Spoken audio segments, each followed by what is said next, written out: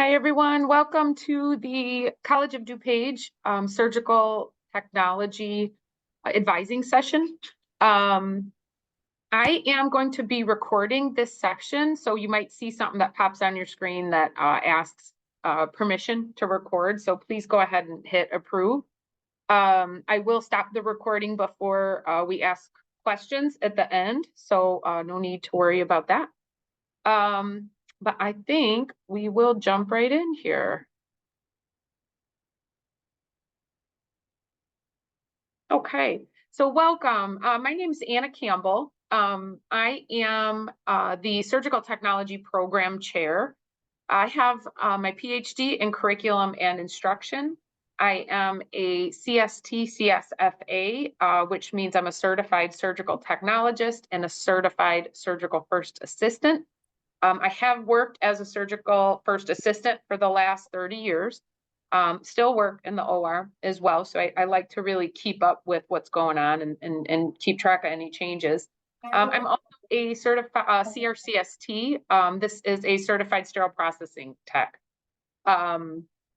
This is my information here. Let me let a few more people in. This is my information here. So if when we're done with this advising session, the recording I'm actually going to put up onto the web page, but I will send this out. If you guys in the chat and send it just to me, you don't have to send it to everyone. Send it just to me, your email address. Your COD email address is the best, but if you are not a COD student, then just give me your personal email. If you would like to receive this presentation. So then you have links to everything. You have my phone number and my email and all that good stuff. Email is the best way to reach me. I set up Zoom meetings and phone calls all the time, but it's best to start with an email to me. You can ask questions that way, or just say, I really need to set up a time to chat, and then we'll find a time that works for both of us. I usually set meetings about 20, 30 minutes maximum at a time. I'm just meeting with a ton of students, so I want to make sure I give everybody enough time. Okay, so let's start with our programs at COD. We call these the perioperative programs. It's a perioperative pathway, actually, because you can get all these different certificates and degrees along the way. So we have multiple perioperative programs. Perioperative means that it has to do with surgery. So it's either within the OR or the prep into the OR. So this Central Sterile Processing and Distribution Certificate, this is a 12 credit certificate, and we were just approved that all of these credits are part of the Surg Tech degree. So if you are somebody who wants that surgical technology degree, you will also graduate the program with your CSPD certificate. That means you can work in sterile processing as well. And it looks great on a resume. We're going to talk about the two different careers and how they're connected, basically. But CSPD they are the ones that clean and package and sterilize and distribute all the instrumentation for the surgeries. So you're really connected to the OR. So it's a great job. You could do 12 credits. You can get it done in a semester, actually, a 16-week semester, because all of these courses can be taken in 8-week chunks. So in one semester, you could finish this certificate, excuse me, work as a sterile processing technician. They make around 18 to 20 an hour, and then come back and complete your surgical technology degree. So a lot of people go that route. The surgical technology degree, we're going to talk about that in a second, what that job is. We're the ones who set up and maintain the sterile field within the operating room. So during that surgical procedure, this is where that patient care becomes where we are one-on-one with that patient or spending a lot of time with that patient. This program is 64 credits. The first year you complete your prerequisite classes, and the second year is your program active. and it'll take you a full year to complete those surge tech classes. The final career in our perioperative pathway is surgical first assisting. This is a certificate program. It's done after you complete the surgical technology degree and pass that exam. And it's 1 year. So you do it while you're working as a surgical tech. So people will work as a surge tech full time, or if you're working part time, either way. But let's say you're full time, you work 4 10s a week, and you have 1 day left over. That day you can do your clinicals. And that's only a year program. And surgical first assistants make, I didn't tell you, surgical techs are about 25 an hour, starting 25 to 28, and then surgical first assistants are 30 to 35 an hour. So you the more education in medicine, the more you make, the more responsibility, scope of practice. Okay, essential functions. These are things in the operating room that I can't assess for you. So I'm not going to say to you, oh, you don't look like you can handle the fine motor skills of that, or you look like you can't lift some of the trays that we have. This is something that we rely on you to self-evaluate. It is so important for you to realize that the career requires some pretty significant physical and emotional components. So gross motor skills, being able to use both hands, hearing, you have to have good enough hearing that you can hear what a doc is saying with a mask on without reading lips. You have to be able to see so you can load suture. So all of these things are important for you to evaluate before you spend 2 minutes in this career. You want to make sure it's the right career for you. Okay, so career description. What do we do as surgical technologists? I'm sure some of you have seen Grey's Anatomy. You can kind of see, usually the surge techs, nobody knows who they are.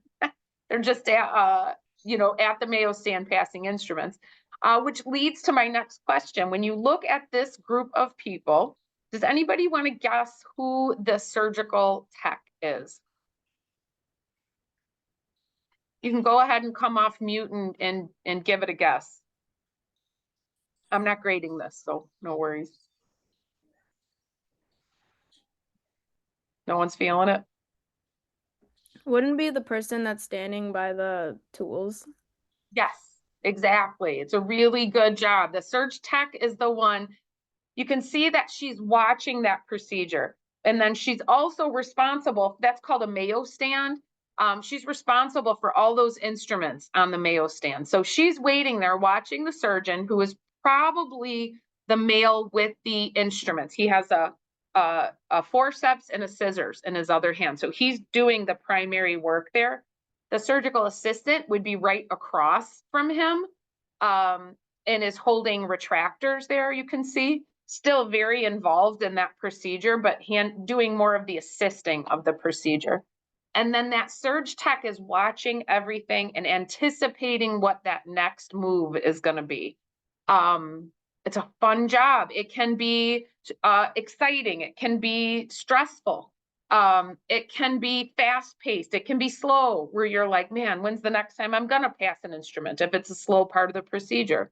But this environment requires you to be on all the time. You have to be watching that procedure and ready to give that surgeon everything he needs, or he or she needs. And sometimes you want to give it to them before they even realize they need it. Surge techs work in hospitals, surgery centers, sometimes in physician offices, that there's plastic surgeons that will hire private scrub techs. And you can work in an office, but primarily we're looking at hospitals and surgery centers. As I said before, our approximate starting pay, this seems to be fluctuating. We've taken a big bump over the last few years due to COVID. I'm going to take a sip of water. And then also, like, geographically, there's going to be differences. So the closer you get to the city seems to be a little bit more, whether that's including that parking costs you more money, or what are the reasons behind that. I'm not quite sure, but you can see up to 28 in the hospital, in the Chicago city hospitals. There are ways to make more money in the beginning. You can take call pay. If you are in a hospital, more than likely you will be required to take call. That is like an 11 p.m. to 7 a.m. shift where you keep your phone on you. You get paid to be on call, and then you get paid time and a half to come in for a procedure. So that is a great way. I did it when my children were really young and I didn't have babysitters during the day. So I took a ton of call, and I'd go to work when my husband was home. So there's a lot of opportunities. You can also get $1 or $2 of shift differential pay, where if you work evenings, you can make some more money. So there's always options on and always work available actually for overtime and things like that. Program highlights. So let's talk about COD, why we are a good place to go for SURGT. We are accredited by the Commission on Accreditation of Allied Health Education Programs. This is called CAHEP. If you do not come to COD, please choose a program that is CAHEP accredited. This is Elgin College has one, Triton College, Harper College. There are a bunch, Malcolm X has a program. There are a bunch of colleges in the area, community colleges that do have CAHEP accredited programs.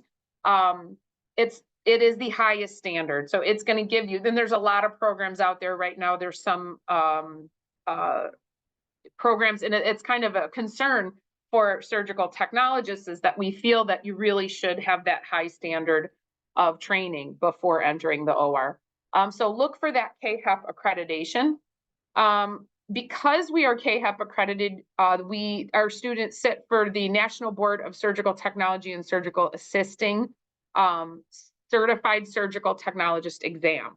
So that CAHEP designation allows you to sit and become a CST. So when you're on Indeed and looking for jobs, a scrub tech is different than that CST. It gives that designation that you have to be certified. Once you're certified, and even as a student, we will get you signed up for the Association of Surgical Technologists.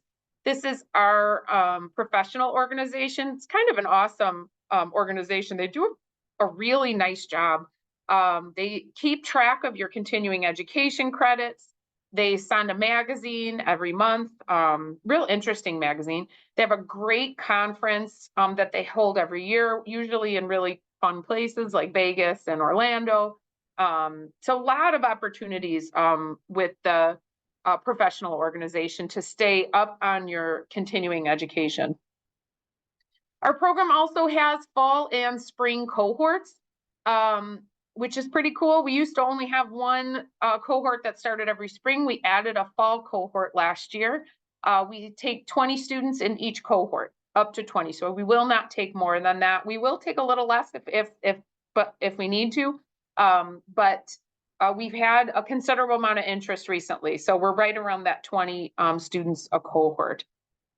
We do have a state-of-the-art lab that we are constantly improving. COD is very blessed with funding. We also have Perkins grant money that we are able to invest into the labs. So these labs really look like, really look like the real thing. When it's, the OR is not something that you can just jump into and take a look and shadow. You used to be able to, but not anymore. So the lab is the best place to get that. How is this going to look? How is it going to feel in the operating room? We really do have an outstanding program. This program is known throughout the community.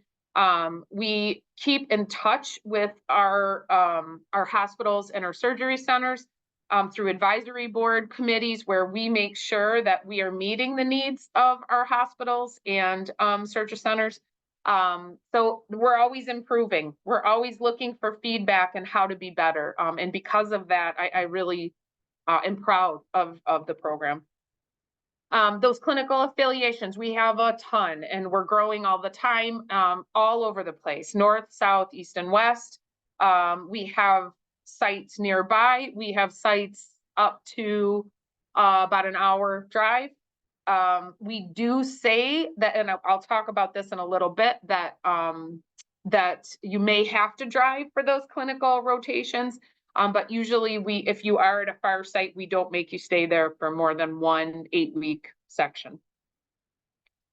Instructors, we have many instructors on board.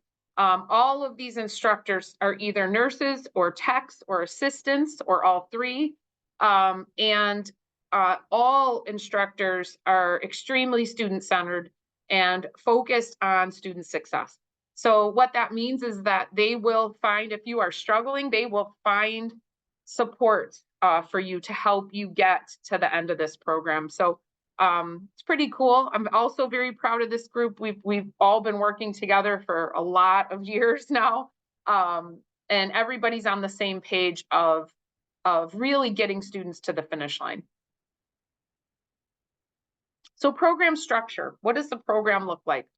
You're going to have lecture throughout the entire program. This lecture is in class. It's once a week, and it is typically on a Monday.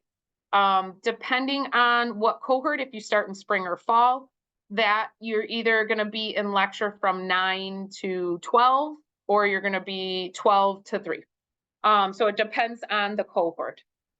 But that goes throughout the entire, once you're in that second year, the entire program. Lab, you'll have lab. Your lab course is the first 8 weeks of the first semester. This is on campus. This will be Tuesday, Thursday, and Friday. These are 3-hour classes. We're pretty strict with attendance on that lab. We need you to be there for every single one of those days because you're learning so much material while you're in lab. Lab you have to pass in order to continue on. All courses you have to pass with a C or better in order to move on to the next set of courses. And each course is 8 weeks long, so you're changing courses every 8 weeks.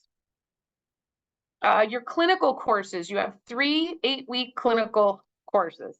They start the second 8 weeks of your first semester, and then continue on and for the consecutive 3 sections in a row. Your clinical sites are selected for you. So we do not take requests for clinical sites. That said, if somebody's currently working at a site as in the sterile processing or in housekeeping or a PCT, should always let us know. And if that's a place that you would like to stay and work your way up into surgery, often we can get you into the OR that way. So that is when we do want to know about a request, I would say. Other than that, I need to be close to home. Everybody wants to be close to home. So we really don't take requests on that. You have to provide your own transportation. So that in costs with transportation, gas, parking, that stuff is something that you're going to have to prepare for before coming into the program, because you will have to do that. Now, that said, we do have a lot of grant funding right now. We have PATH grants available that you can apply for if you're, in a bind and you're are at a far site that you didn't expect to pay the tolls or the money that you have to pay. You can request for funds to help with that. But please keep in mind that you're going to have to provide transportation. You may have to travel up to an hour. We do not make guarantees that you will be at the hospital that's 2 minutes from your house. There's a real chance that you could have to drive far. If you do drive far, we're only going to make you do that for that 8 weeks. Unless you love it and you're like, I'm moving here and this is great. We will not make you stay for 16 weeks. It'll just be that 8-week chunk. But sometimes we have sites that are further north and we have to take turns sending students there. A lot goes into our clinical selection. It is on student capability. There's some hospitals that are extremely fast paced and that students are not quite ready for. So we take a lot into consideration when we're doing the clinical site. Clinicals will be 7 a.m. to 3:30 p.m. and that's twice a week.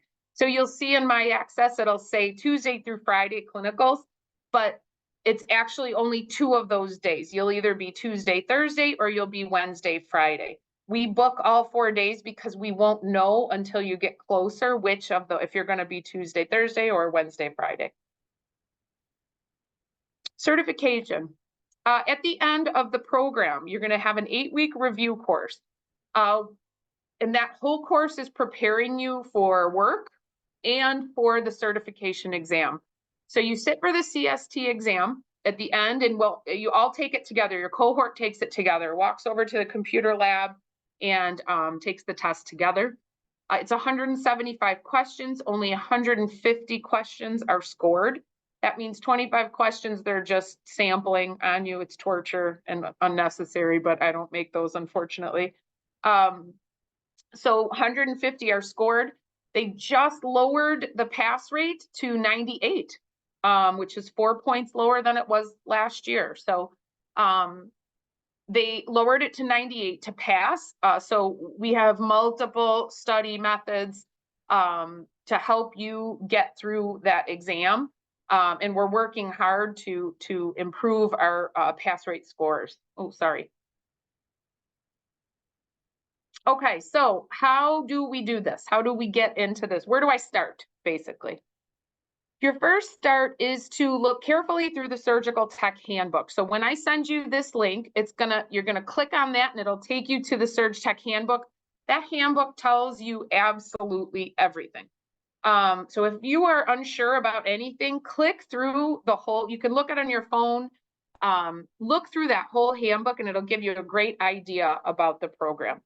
When you look through that and you're like, this is for me, this is the job I want to do, this is the route I want to take, then make sure that you are a College of DuPage student. So that's a quick application on cod.edu. You can apply online and I think it's $20, I think. Very simple process to get that started. Once you're a COD student, if you have taken courses elsewhere, if you are in the Waubonsie area and you took classes there, send your official transcripts into COD. Those transcripts have to be evaluated and then they put them on your COD transcripts as transferred credit. So if you took an English class 20 years ago, send the transcript because then that's one less class that you have to take. At this point, after that, I'd like you to reach out to our health program advisors. In the registration packet, which you can find at the top, there is the link cod.edu and it's our Surg Tech webpage. There's a registration packet on that page and it's going to tell you step by step. 1, 2, 3, all the things that you have to do. Print it out if you have to, keep it on hand so you can look at it often, but that's your steps that you want to follow. Contacting and setting an appointment with the health advisors, you will see that in the registration packet, how to do that. Our health advisors are awesome. They know this program inside and out and will be able to talk to you about your life and what classes can I take and how fast can I get through this. And they're wonderful. They're going to set you with an education plan before you leave. Okay, so that health program advisor is going to set you up with the following courses.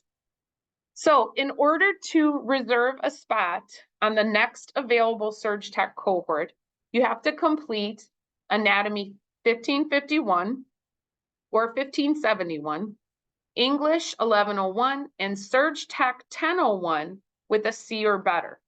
Once those 3 courses are completed with a C or better, you reach out to me and you say, I have all these courses on my transcript. I'd like to reserve placement in the next available cohort.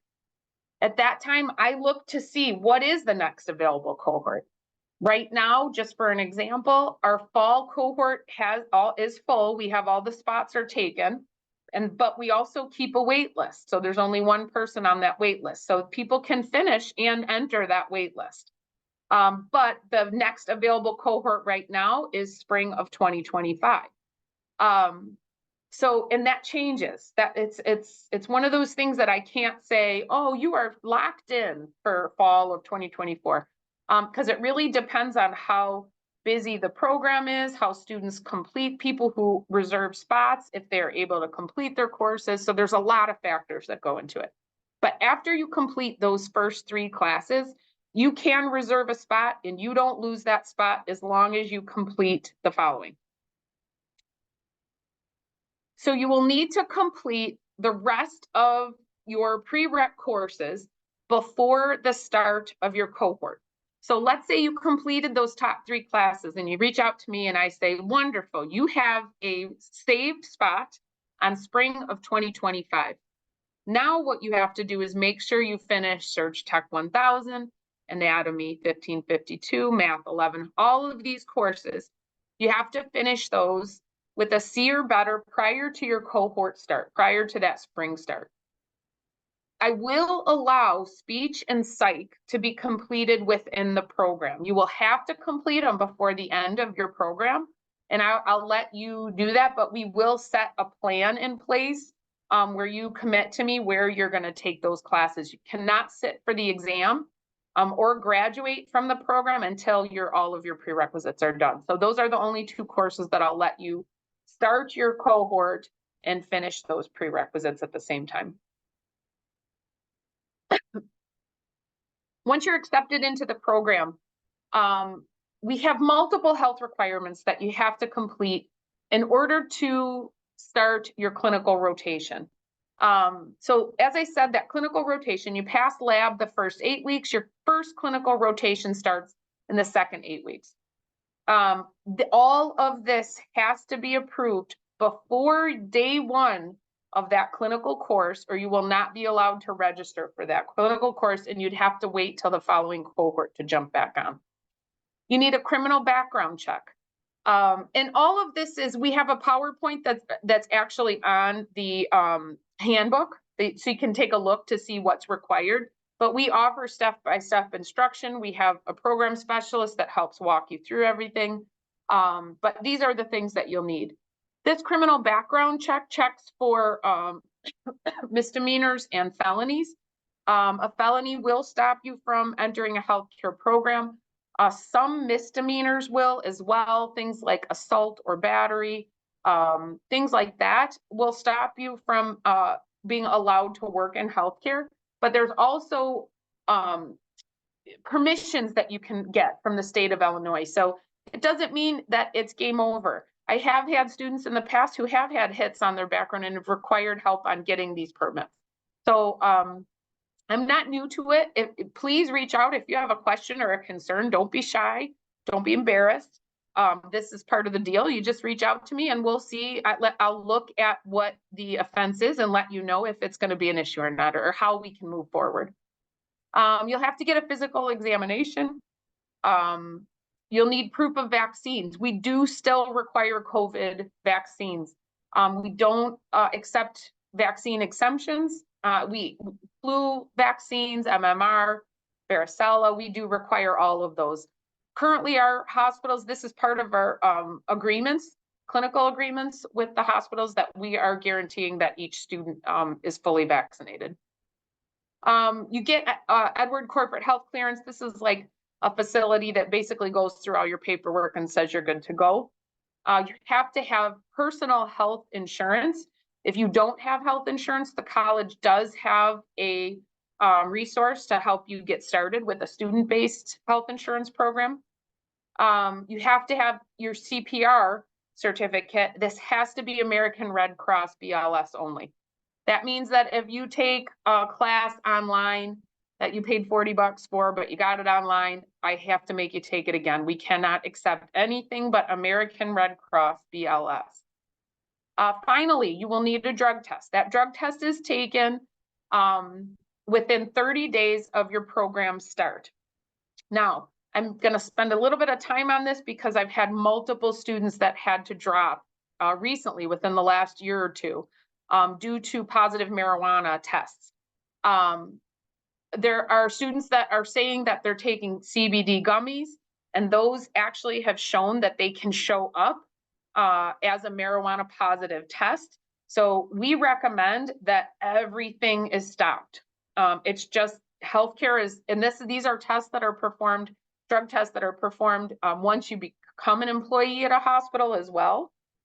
So this is always going to be This is always going to be an issue for you. It's just something that you're going to have to stop. They don't even allow, if you have a prescription for marijuana, it's still not acceptable.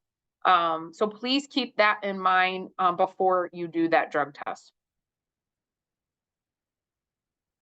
So finally, I would again recommend to look through that surgical technology handbook. The handbook has everything I forgot to tell you here. It has in that handbook. And questions that you can think of, it really covers everything. So that is my first recommendation, is make sure you have that and that you're looking through all of that. And then you always reach out to me with any questions at all. I'm always available. Like I said, email is the best way to start. You can always shoot me questions through email. It's probably where I answer the fastest. And then if you need to set up a time to chat, we'll set up an appointment and get you on the books and get you in. Okay, I am going to stop the recording and then we will start with any questions.